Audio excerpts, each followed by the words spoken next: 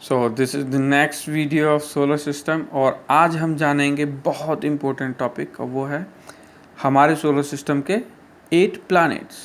तो सबसे पहले तो हम इनको इस पिक्चर की मदद से समझ लेते हैं कि देखिए आप देख पा रहे हैं सन है, सन के सबसे नज़दीक है मरकरी, तो आप समझ ही सकते हैं कितना गर्म प्लैनेट है ये। फिर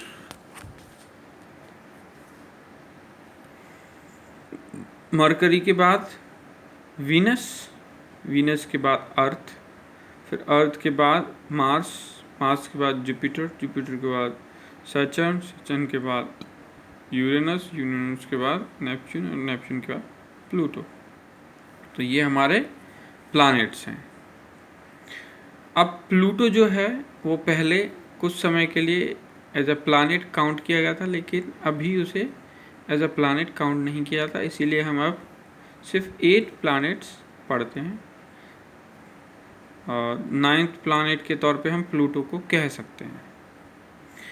तो ये इनकी जो क्लास है वो सूरज से ये कितने दूर हैं उस हिसाब से सेट की गई है। तो सूरज के सबसे नज़दीक मरकरी है और सूरज से सबसे दूर जो प्लैनेट है वो या तो नेपच्यून कह लो या प्लूटो कह लो। अर्थ एकमात्र ऐसा प्लैनेट है अब तक खोजा हुआ जहाँ पे जीवन की सबसे अच्छी संभावना है और यहीं पे जीवन है। तो सारी चीज़ों को और अच्छे से समझ लेते हैं। तो जो 8 प्लैनेट्स हैं वो हमेशा सूरज के चारों ओर सर्कल में घूमते रहते हैं और जिन लाइनों पे ये घूम रहे हैं ये एक्चुअल में इमेजिनरी लाइंस हैं, ये दिखाई नहीं देती हैं और इनको हम ऑर्बिट कहते हैं। तो हर एक प्लैनेट की अपनी एक ऑर्बिट है और उस ऑर्बिट पे वो प्लैनेट सूरज के चक्कर लगाता रहता है। क्योंकि मरकरी सूरज के सबसे नज़दीक है तो इसकी जो ऑर्बिट है वो सबसे छोटी है, तो इसका मतलब यहाँ पे 88 डेज की एक साल होती है। तो हर एक प्लैनेट पे एक साल का जो ड्यूरेशन है वो अलग अलग है। जैसे जैसे प्लैनेट सन से दूर होते जाते हैं उनकी ऑर्बिट बड़ी होती जाती है और उसी हिसाब से उनके जो ईयर्स हैं वो अलग अलग दिन के हिसाब से होते हैं।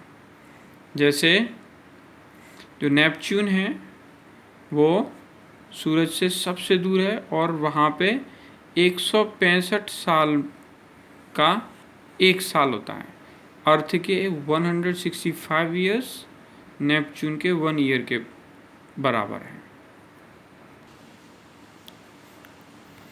तो जो हमारा अर्थ प्लैनेट है वो स्पेशल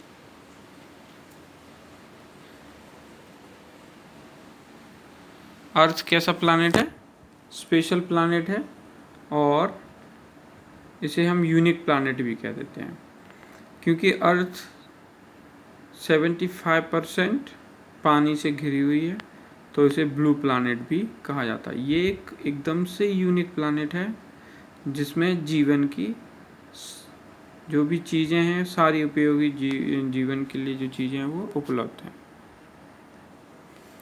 तो इसी के साथ हमारा चैप्टर ख़त्म होता है और आगे मैं कुछ और वर्कशीट वगैरह आपको दूंगा, उनसे आप अच्छे से और पढ़ाई कर सकेंगे।